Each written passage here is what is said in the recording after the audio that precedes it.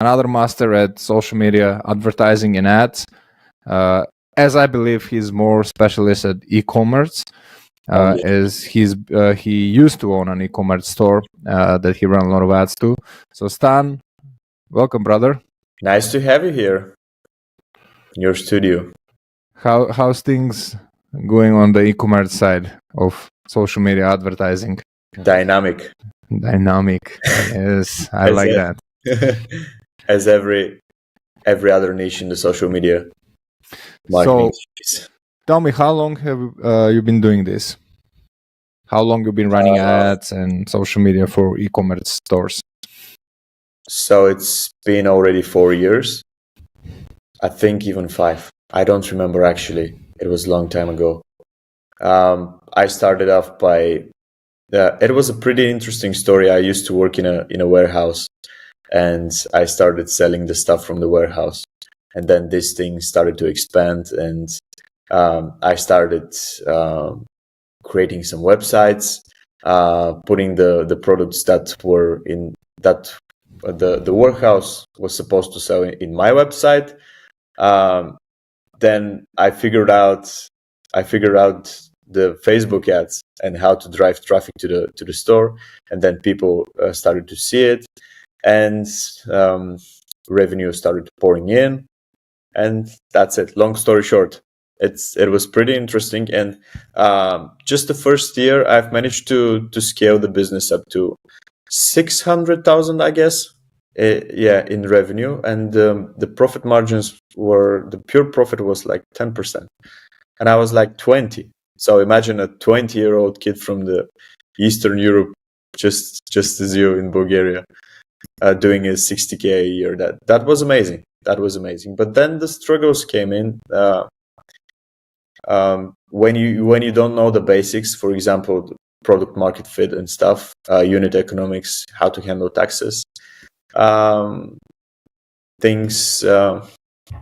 Things didn't go well, and I started struggling, especially with taxes, especially with inventory, because it's when you are not doing drop shipping, it's very hard to track all of your inventory, take care of customer retention, customer satisfaction. It's their crazy stuff that you have to handle in order to stay profitable. This year I decided to sell my online store with all of my inventory for a 6-figure, and then decided to purely focus my attention on helping others people achieve great results, because it's I found that it's better to help others than just being selfish and doing it for myself. Oh, and I forgot to mention that during all this crazy stuff, we decided, me and my team, because during the time of the e-commerce game, while running the store, I used to have a team of 10 people, and one day we didn't have much work to do, and we decided to outreach people and start selling the paid ads. They were like, man, look at us, we're doing over $1 million in revenue a year. Do you want us to run the ads for you? And many people said yes, and that's how the e-commerce agency was born. That's amazing story. And tell me, like, were your clients all from back home, or you start reaching out to UK or America, or? Well, all of my clients used to be in Bulgaria. Some of them were in Romania, but straight this year, we started working only with USA customers, or customers that are based somewhere else and sell in the US market. US market is a lot different story compared to Europe. It's the consumer behavior, it's different. Everything is different. I've read a statistic somewhere that the US market spends twice as more as the whole European market combined. All the countries, imagine that. 2.5 actually more. Yeah, they there is this saying that says like if you decide to reward the U.S. market with your expertise, the U.S. market will reward you with high consumerism behavior. Yes, I love. And it's a good quote. Yeah, I to love. Remember. And we predominantly in our agency also work. We're focused more on public speakers and coaches who are very busy to dance on camera, and it's still like predominantly US market is where most of the money comes, and campaigns usually drive ROI.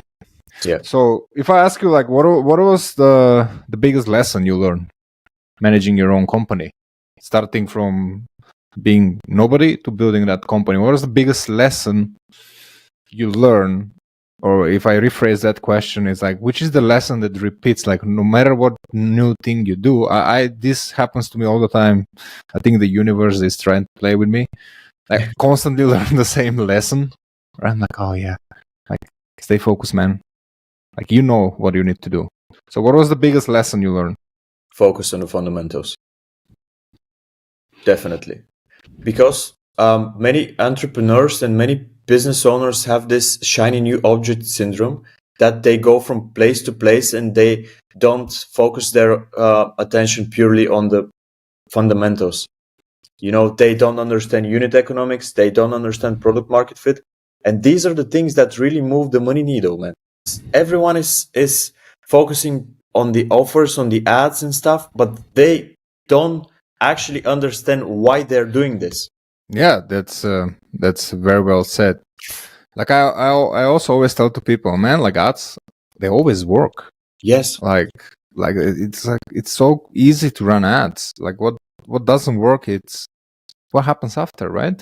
Yes. It's like more. I know I witness a lot of businesses who have no advertising or marketing problem, but they have a capitalizing problem. Like they can't make enough money because their sales team is like shit. Yeah. Right. So tell me more about what is your biggest struggle building that business. Like I know there was many, but what was the one that said like, I don't want to do this anymore? Which one are you talking about? The I'm talking about the e-commerce business before. Oh, what was the one thing that you're like, I man, was doing the stuff the old way. I was buying all the stock, having all the warehouses, managing inventory and stuff. That was the thing that was really annoying to me, and that's why I decided to sell the whole business. Because to be honest with you, I didn't want to be a middleman for the goods, dealing with suppliers and stuff. I just wanted to be behind my desk and doing ads, and that was it. Not just the ads, but like growing the whole business. That's interesting. Yeah. And if we now go deeper in working with clients, running a lot of advertising and generating big revenues for them,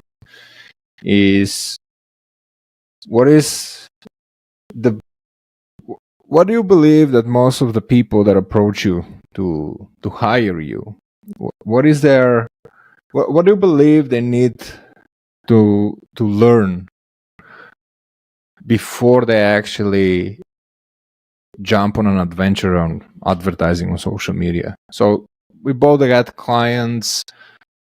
As you say, they have the shiny syndrome effect. They're like, oh, I'm going to give you 2,000. Can you make me 4? Right?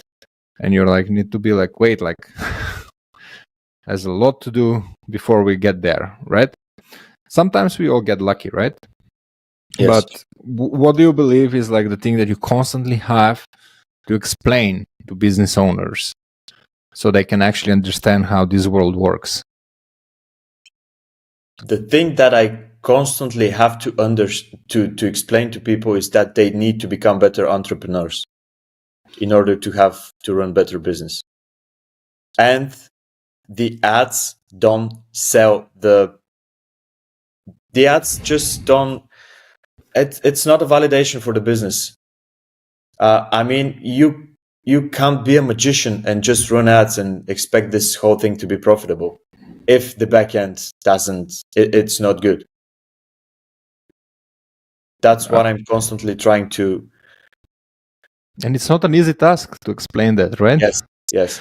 Because, for example, when I sign a client who is doing, for example, 5 figures a month and want to scale to 6 figures, he's constantly asking if this ad is going to work, if this is going to work. And I said, man, you should focus on making your product better, finding your product market fit. How do you, what problems do your customers have? How can we find a solution and sell the solution? That's it. And it's not an easy task to explain to business owners. Like, yes. the reason I step back from e-commerce is because I got a very big company in the US who was making like hundreds of millions of revenue, right? And it was very difficult to explain to the team I was supposed to kind of guide to scale that. So that company was not selling anything online, very little. Like, I sell more than them online, right? So they had the big network. And this is where I said I will never do e-commerce again, because I found it really difficult. Like, I went to this company and I asked them, like, cool, I want the numbers. I want to calculate what is your cost per acquisition at the moment with all your channels.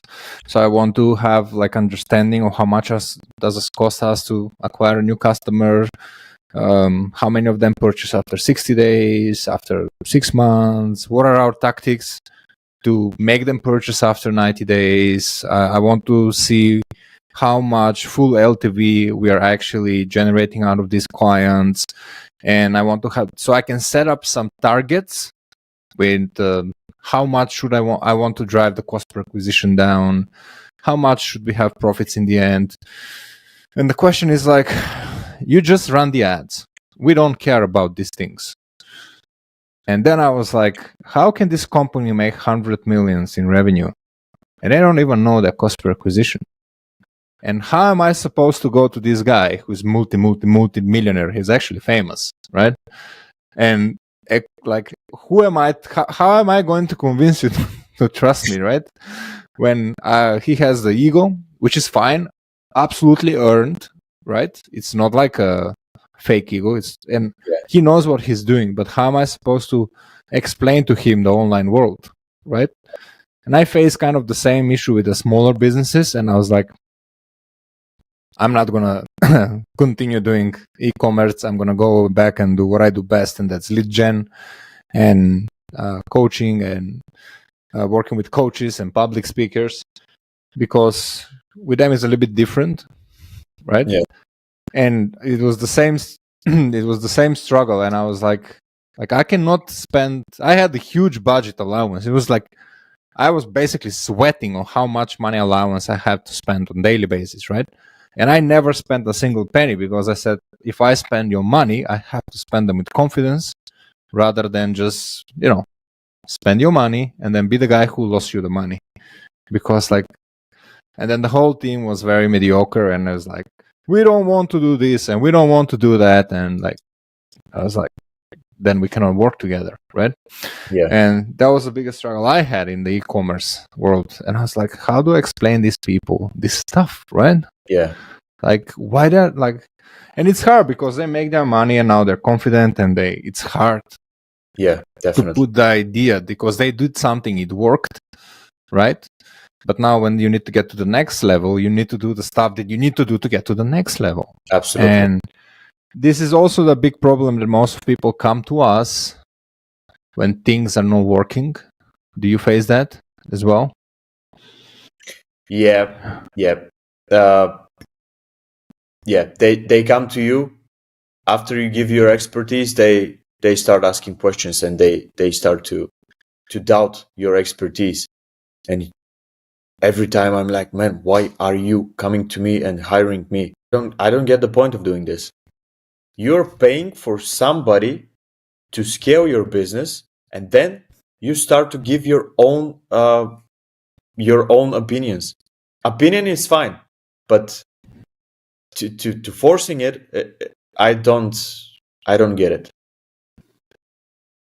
I think it's mainly because of the egos that many of these people have achieved something, but that's to different companies. To certain when they reach certain amount of revenue, the ego becomes big.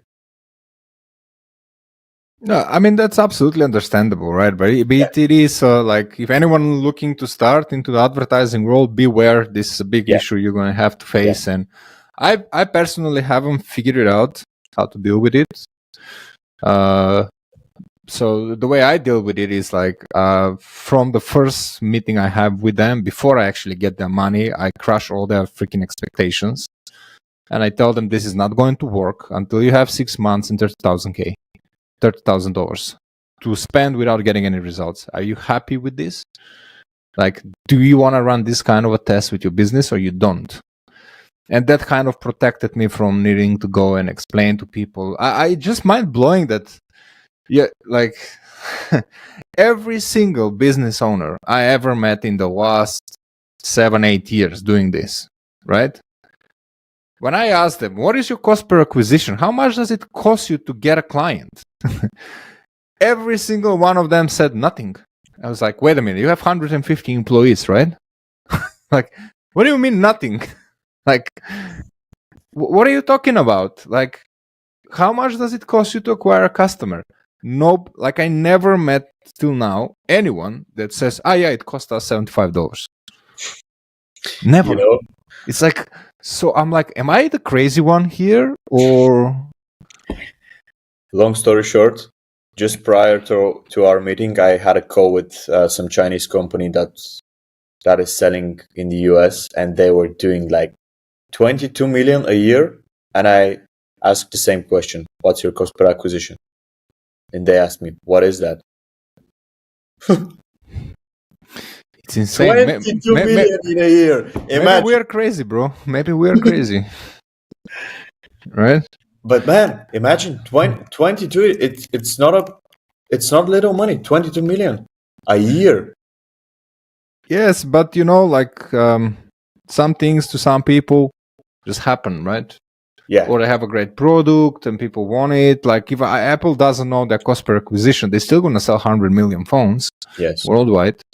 So sometimes people, you know, because they had a great product, they appear in the right time, they got lucky.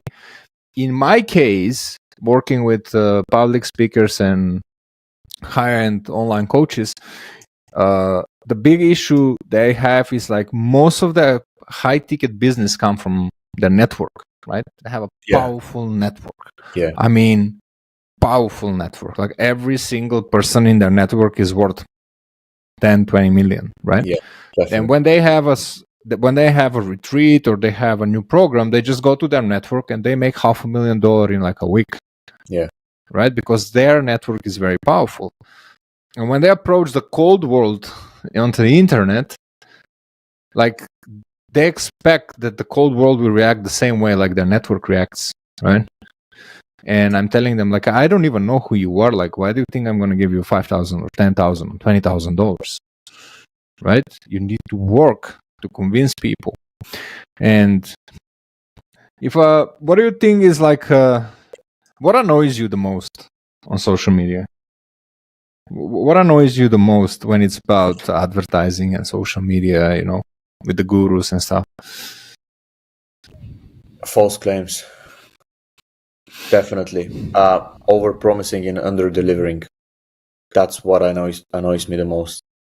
Because these people are hurting the industry. The trust in the customer decreases. And for example, there are a lot of people on the market who can actually deliver, and people don't believe them because of these guys who give false claims.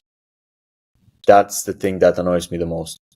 And all of the people that are wannabes, I try to do stuff that they don't even know. There's loads of that, right? Yeah. Like one thing that also I see quite often is get my program and I'll teach you how to make a lot of money without running ads when it's How's a that freaking possible? ad.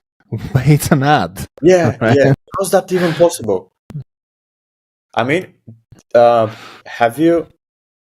Did you manage to read the book 100 Million Leads? The leads, no. That's the new book, right, of Alex Yeah, by Hormozy? Hormozy. No. I read the old one long time ago, and another 100 ones like that one, right?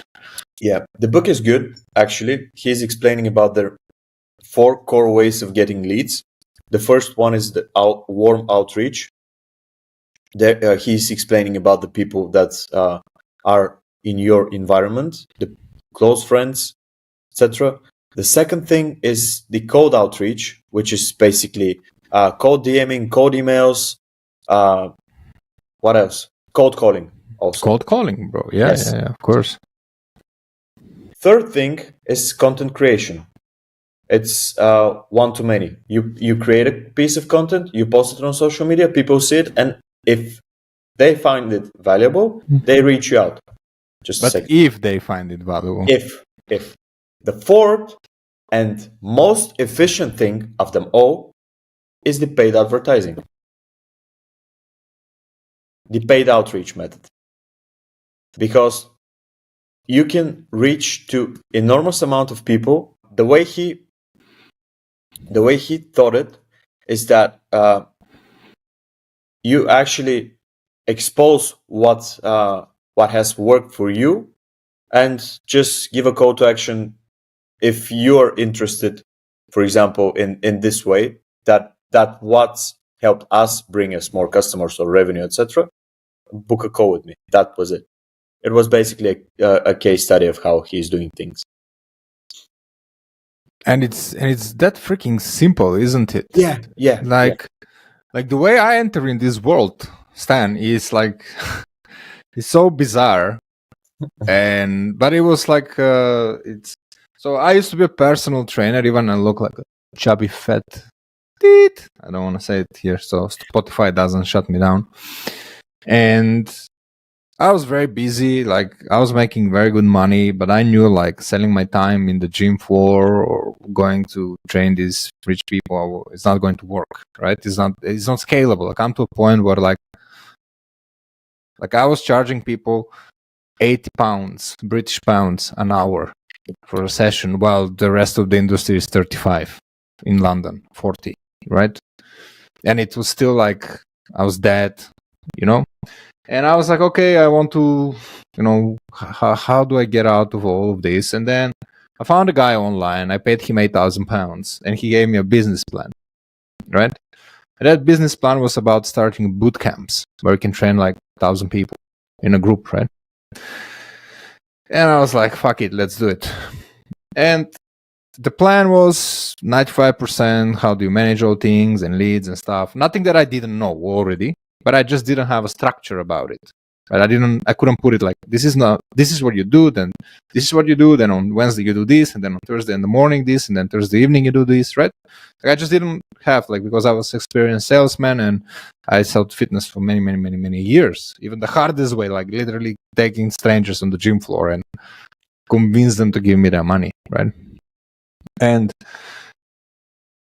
the only thing I was needed to do in order to get the clients is run a simple ad on Facebook, which I didn't even know they exist, to be honest, at that time. I just didn't even know this world exists. And it was a simple format, not even a landing page. And the ad was like, I'm looking for 10 women who wants to improve their life, health in the Wimbledon area. And I call all my personal training clients. I put them on the car park in the school when I ran the stuff. I put 3 battle ropes, the battle ropes, and I just filmed 5 seconds of like 4 women doing battle ropes and like having the best time of their life because they were laughing, right? Yeah. Like that ad ran for 3 years, spent over 100,000 pounds. Right? That was the first ad, and I never made an ad that perform better than that. After that, over the years, I took I spent 100K on courses to find out how to hack the machine and how my ads work better. Nothing freaking worked. Only that first ad was still kicking ass every single time, right? Always like this. And when I did that, like on week 1, I had over like 300 leads, and I was spending like £20 a day.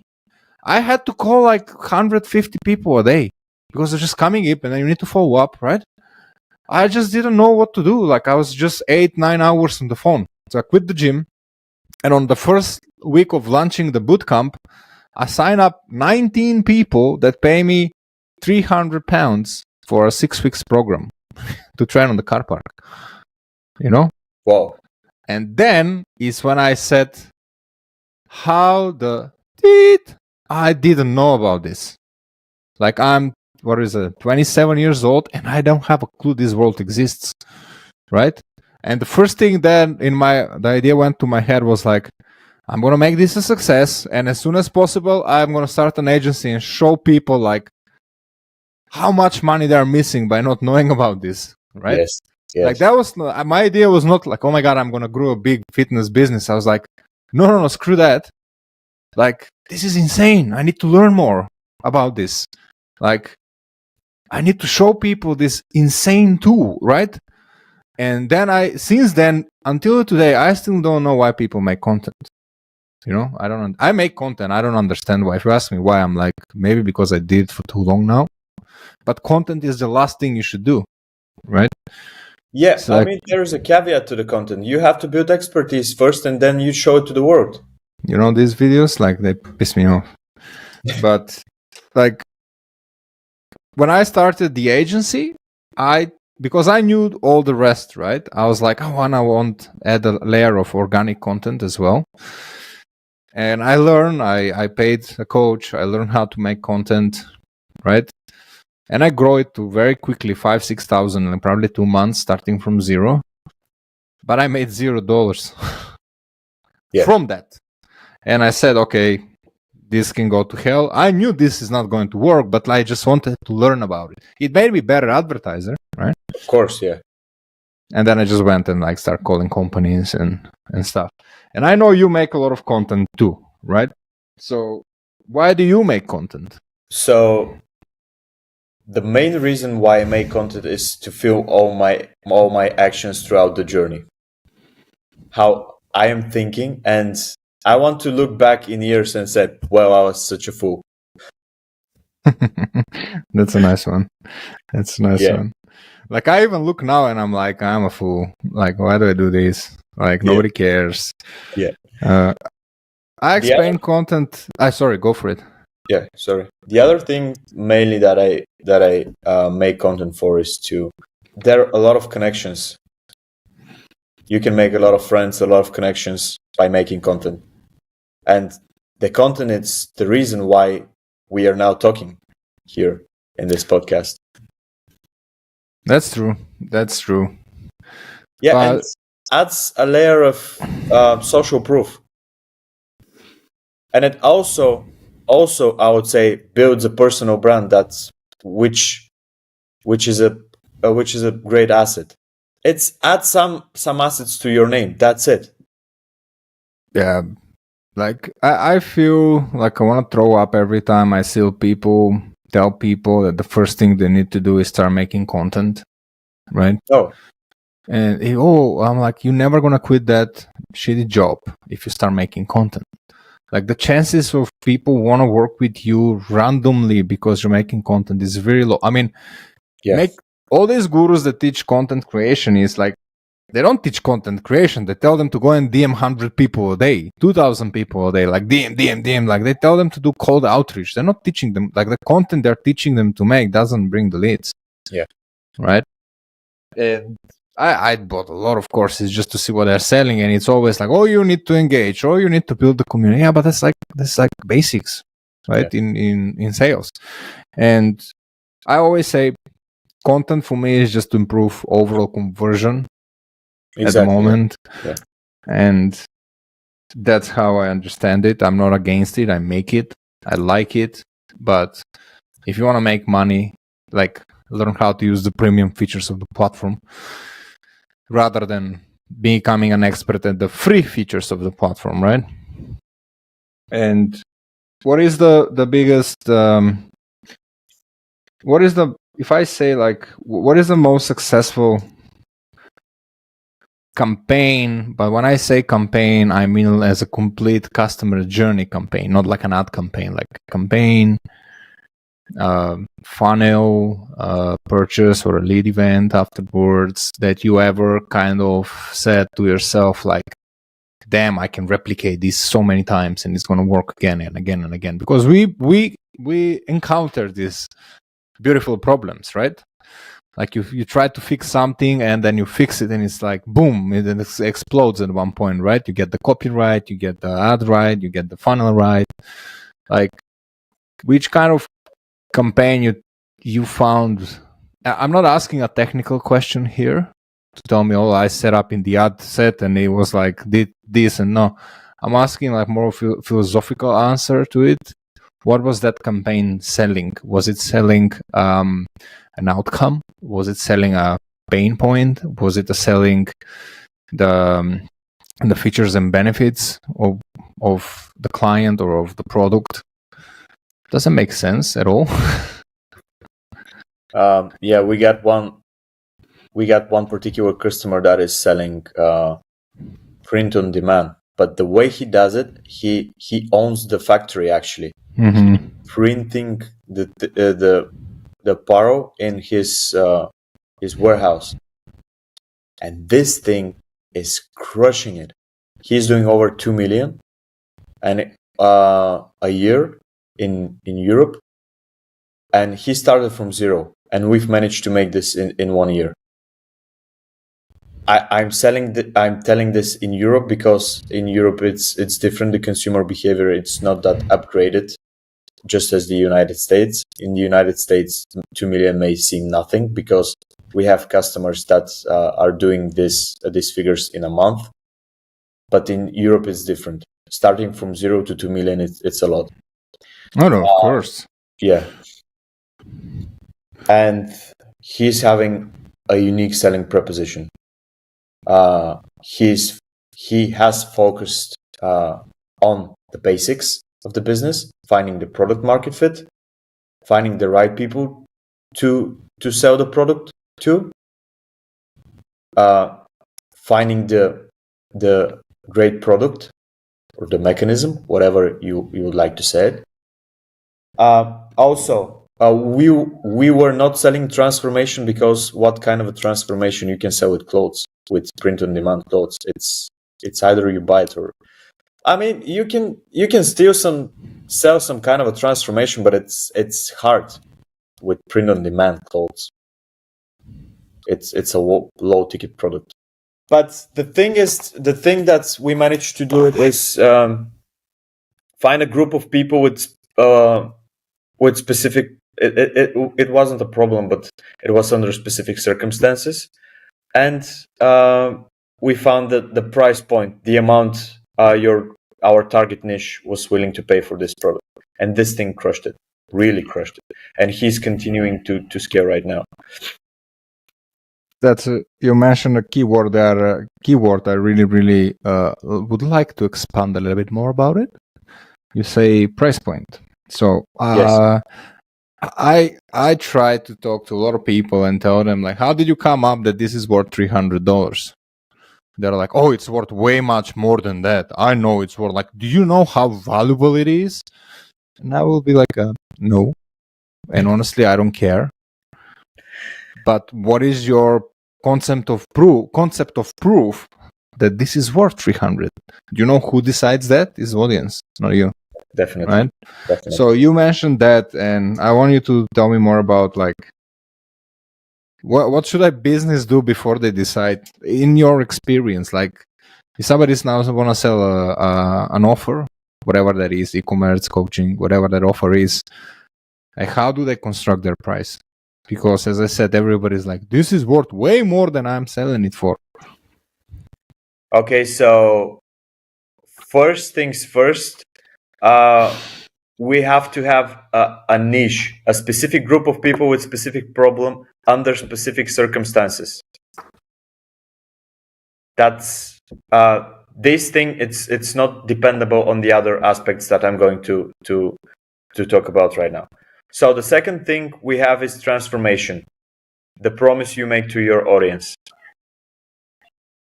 And the next thing is your price. The price is the amount your target niche is willing to pay to achieve this transformation.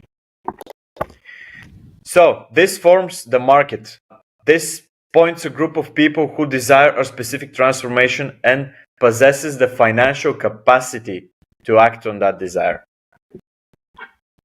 And the thing about the offer that is really interesting is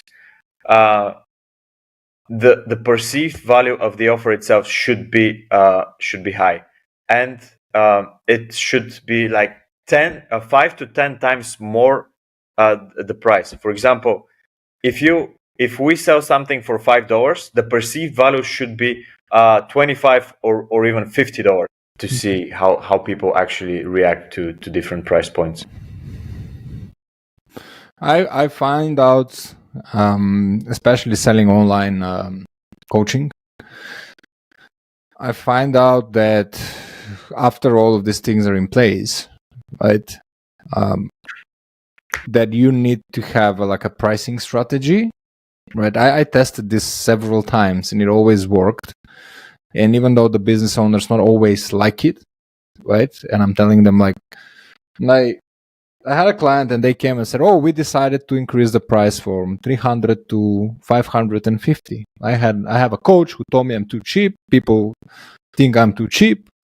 And I asked, why? Like, I run the ads. You're selling nothing at the moment, right? We're selling something else. This was like, it was in the whole ecosystem, right?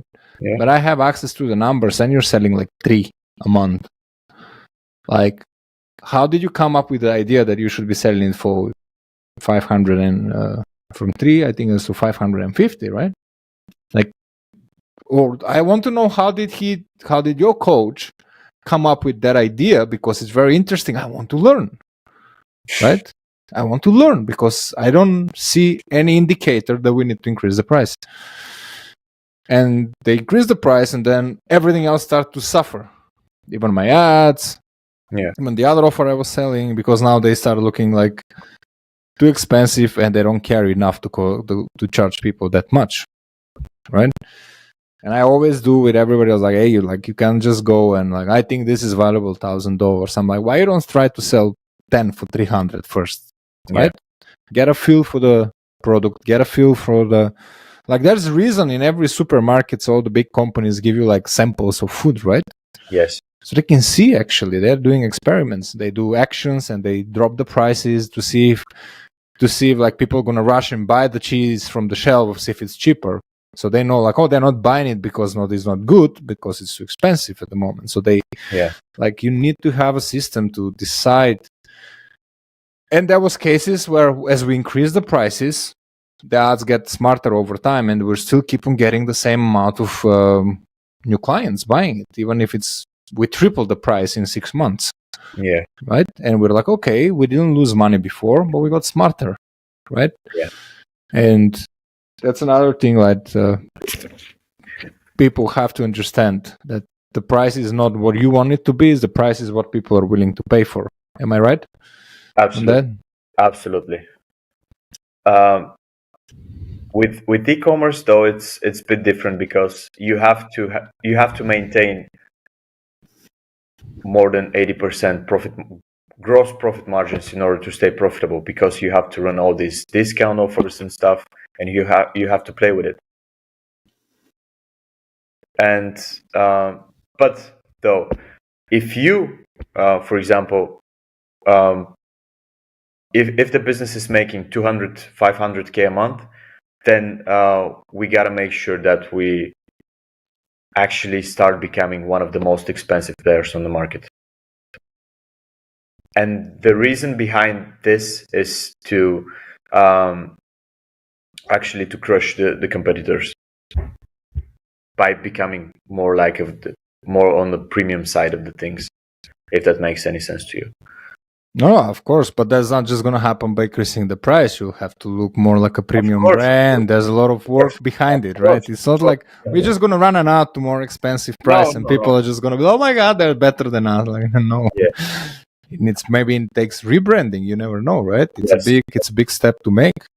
I said we are doing this when the brand is in the price range of not the price range, but the revenue range of 200 to 500K.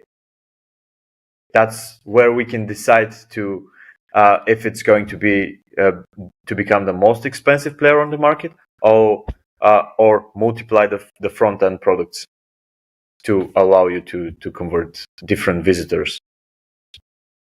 So there is a huge difference. You can't just put a higher price on your product at the beginning and run ads. That's not how it works. Everything will start suffering. Of course. And one last question. What is your opinion on ROAS? I'm measuring return on ad spend. For the people who don't know what ROAS means, ROAS is return on ad spend, right? How much money you spend with your ads, how much money you're making as a direct impact of the ad itself. ROAS is shit. I don't know if we are going to get banned about this, but ROAS was made by agencies who try to make their customers spend more. It is done to measure the efficiency of the platform itself, but it doesn't affect the whole business, the ROI. So I would call it just a vanity metric, and it's definitely a no-go to follow. But why, Stan? I need to know how much money I'm making. There is a thing called ecosystem ROAS that we calculate from, how to say it? We calculate the blended CPA. That's across all channels, across all marketing expenses. So that's what matters. Yeah, but leave the Google ads aside. Like, that's not your job. I want the Facebook ads to make me money, and ROAS is where I can see if this ad makes money or not, doesn't make money, right? Yeah, but how do you track this? Well, Facebook says there is a ROAS, and I can see how much money is the ad making, right? Okay, but imagine the following scenario. You're scrolling through Facebook, you see the ad. Then you go to TikTok, see the same ad. Then you decide to go to Pinterest, see the same ad. Then you decide to Google it and buy it from there. So who takes the most credit of it? Well, Google. Yeah. So that's the typical thinking of the today's business owner, right? And this is also something that is I find it very difficult to explain, especially to e-commerce business owners. Like, and it's not them, but it's the team that works for them, because they are like, this guy is a threat to my job. Yeah, like this guy is gonna come and talk and like kind of kaboom that what I do is that I'm basically taking credit for someone else's work, right? And these teams, until they learn that they need to operate together as a team and share the winnings and the losses together, it's mission impossible. That's one of the main reasons I abandoned e-commerce. I was like, I'm tired of convincing people that like you're measuring their own metrics. And how do people know which ad works if they're running two ads at the same time? If ROAS doesn't matter, in your opinion, how do you do it? I wanted to add that there is a big team cannibalization when working with a huge e-commerce brand, because as you said, everyone is blaming the others and says you're a threat to the team. Yeah, this thing happens a lot. But what the other teams actually don't understand is that Facebook, it's your main push channel. By push channel, you mean you're raising the awareness. How most of the people are going to be aware of your brand if it's not for Facebook? Exactly. Like Google doesn't do nothing. Google just captures existing demand. That's it. Exactly. And people are like, oh, we're getting sales on Google for $30. I'm like, yeah, but so what? Yeah. And the thing is that the more you put on the front end with Facebook and stuff, the more revenue you start getting from email, from Google, etc., from all other channels. Okay, let's get back again to the question, and let's try to answer it if we're not together. Like, how do a certain person that watch this or listen to this podcast now, and they listen to us and say, these guys are crazy. Like, if I don't measure ROAS or click-through rates or click all these metrics that shouldn't even be in the ads manager, how do they know which of these two ads works the best for them? I mean, I have my own answer, but I want yours. You mean which ads? They're running two ads at the same time to a same product. How do they know which ad perform better if they're not allowed to measure ROAS? It's a hard question to answer. Okay, so I'll give you my take, and maybe it's gonna. You definitely know the answer. You do this at a high level. You just so. I will use campaign simplification, and I would use campaign simplification, and I would run one or two ads maximum at a time to see how the whole ecosystem is affected. Yeah. And when I run another one, I'll just monitor the whole ecosystem, like all the sales coming from everywhere, and I will shut down one ad just to see if this one is actually the main drive of the results, which basically means I'll never run two ads, dynamic ads or two ads more at the same time. And this is how I can see and measure the impact certain ad has to the whole business. I know with e-commerce can get way more complicated with Black Fridays offers that people like to run and then the DABA ads, right, and stuff like that. But in general, this is how I would measure it.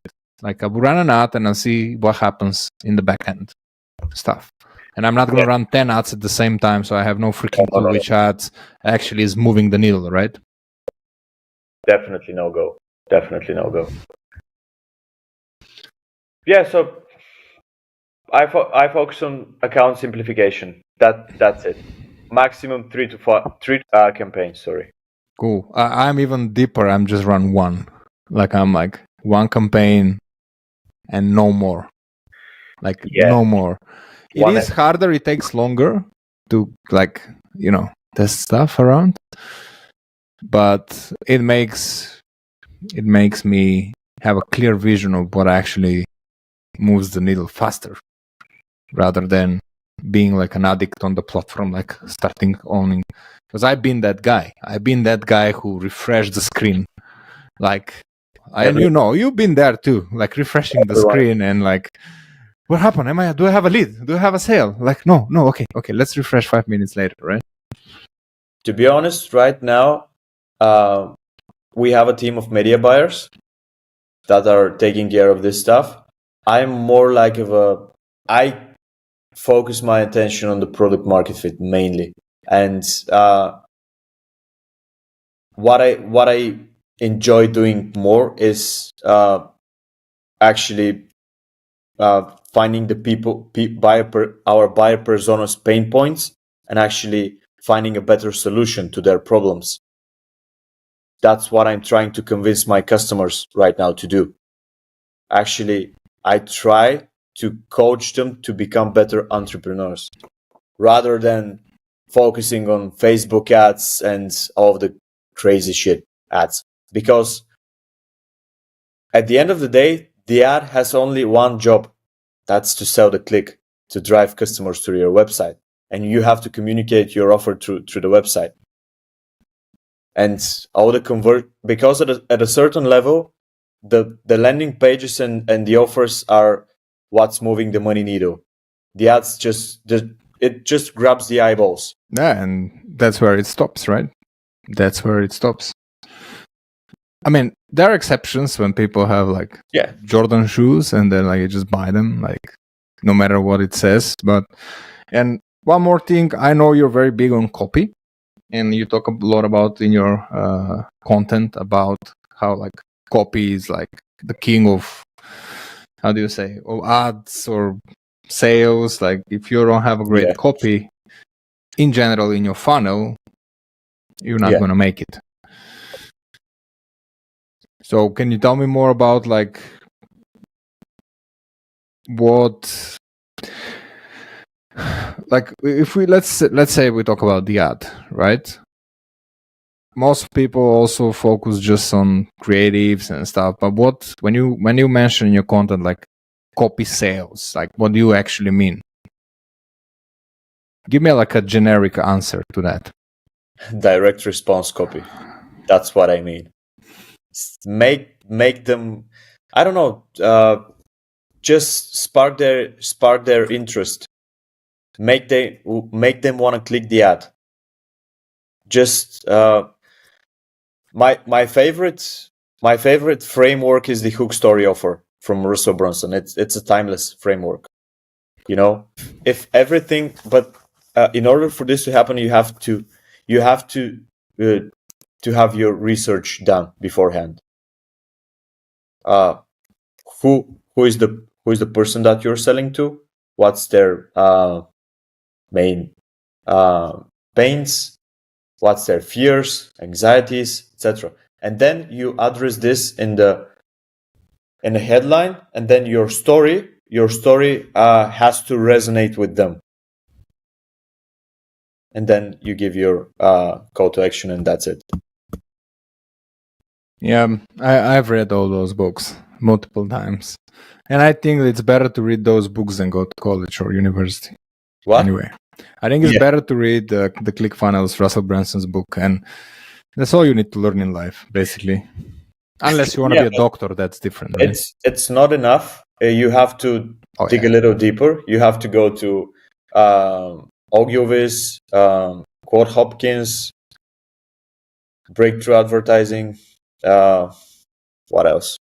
I think the Psychology of Robert Cialdini definitely is I would recommend this book. What is the name of that book? I don't know it. Influence. The Psychology of. Let me just check it out. It's a pretty common book. Maybe I've seen it. The Psychology of Persuasion. I read too many of these kind of books. I don't even know now what I've read and what I haven't. Yeah, so I would recommend it. They're old classics. Definitely, everybody who is in the social media advertising space should read them. One of the best books I ever read, and I tell everybody needs to read it, is E-Myth Revised. Yeah. Like, that book changed my life. Like, that's the book that just made me like, I'm the lady in the bakery. You know, I need to not be the lady in the bakery.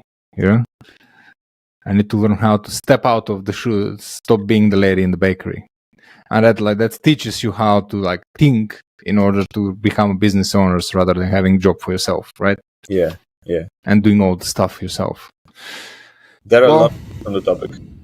Yeah. So Stan, it's almost an hour. So I want to say thank you for giving 1 hour of your time. Sorry, man. Just before we finish. Yep. What's your main struggle in the business? How do you find appointment setting? For clients? For your side and for clients as well. So at the moment, the main thing we do in my agency is probably 70% content creation and 30% advertising and scaling. And I just started the coaching program that's just like live for like 3 days. So I haven't even started market it. I'm just figuring out concepts and ads and stuff like that. But for the agency, when I started, I was like, oh, let's write content. That didn't work. But in the same time, I was like, I'm not just going to sit and wait a dancing video to bring me clients, right? So the first thing I did was in the UK, we have a website. It's called Company House. Yeah. And you have all the businesses registered there, right? So I would go to the Company House. I would find a business. Then I will see who the directors are. And then I will go to hunter.io, put their name, or the link of their website, and I'm going to find all the hidden emails they have for inner communication, like stan@funkybusiness.com rather than info or team or the things on the website. And I used to sell like 100 emails a day, probably. I didn't call because I was like tired of cold calling and stuff. I sending in emails, and that's how I got the big company in California. I got a person on Upwork or Fiverr, whatever, to search me for companies in the US. Yeah. And that's how I got the huge company in California. It was like a huge skincare company, cannabis company, huge. And that's how I got them. Like the owner just replied, we went on a meeting and we worked for several months together. And I never kind of stopped doing that at that point. Then I got really busy and I was alone, so I had to scale. And the word spread through my clients, mainly, I always say it's that one client that kabooms your business. Yeah. That happens to me. It's like third business, or if it's fourth. And it's always that one client. I mean, I'm not sitting with crossed hands to get the clients, right? But at the same time, at this stage, I'm more focused on perfecting the whole process and hiring people rather than like get 20 clients, go into the sales side of things and just get 20 clients and like don't know where my head is, because I'd done that. It was a bad experience and anxiety was through the roof, couldn't sleep. And I was like, I don't want this. So my main, like through all the people, we make content that just the word spreads, and then we take them like, okay, you need first a little bit of content, then we start sign them on, run the ads, then we grow their accounts with ads, right? Then we create the leads, magnets, the leads, and we basically help them in like 6 months to a year to like having leads and selling high ticket offer, $5,000-$10,000 in the back end. But most of them, like at the moment, we basically work with public speakers in the US who have no online presence, but they're very big in their networks. Okay. Right? Like they are like TED Talk speakers, right? Okay. And stuff like that. Yeah. But they're not big on social. So we get them and we start content. So I kind of shifted a little bit because there were so many people asking for that kind of help, right? And I was like, instead of me waiting for them to get to the level when they need ads, why do I don't get them to that level? Yeah. But I can get them there better than anyone else I know, for example. That's right how I see myself. And at the moment, I'm shifting also to start the coaching business, and it's just freaking ads, man. I have like 20 concepts. I'm probably added like over 100 videos to last week with my team. And I'm just going to kaboom the internet until I find out, which concept, which ad, which funnel. Yeah. It's going to take me probably 3 to 6 months to make it like work like crazy. And this is my system. I don't like to run ads to an offer that's not free, right? I made it every time I'm allowed to do that. I bring success, and that's what I do now. Run ads. Join my free Facebook group. It's in the link now in Instagram and everywhere. You come. I post content there every day. I do live 1 hour every week, right? And I start gaining your trust. People start raising their hands, and we sign them on high ticket one-on-one coach. And I basically coach them the same thing. Like I don't coach them, go and do what Stan is doing or somebody else is doing. Like, no. Get a free offer that's very good. Drive people outside of the feeds, right? I use Facebook groups. You can use a mobile app, whatever, and just be there for them. Because I don't want to sell $7 coaches, or $30. I don't care about that. I like to sell $3, $4, $5, $10,000 offers, and nobody is gonna give you 10,000 because this was a freaking ad. And I know that. I've done this many times. Yeah, and it works if you want to put the work in it.